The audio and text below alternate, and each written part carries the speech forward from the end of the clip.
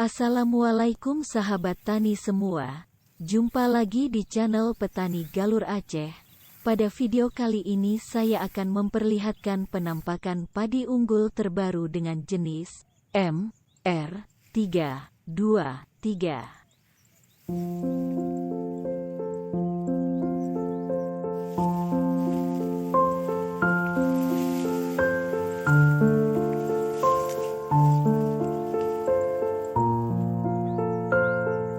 Anakan banyak, batang pendek, malai besar, pengisian mudah, tahan rebah, bulir besar, dan sangat tahan penyakit, hasil melimpah.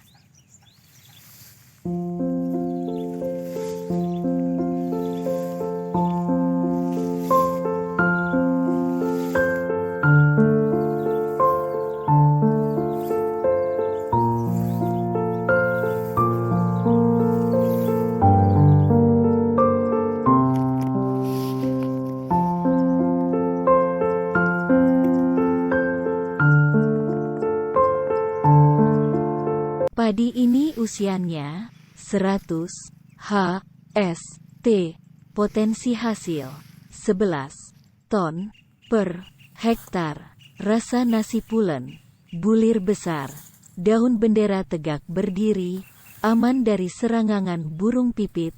Terima kasih. Wassalam, Petani Galur Aceh.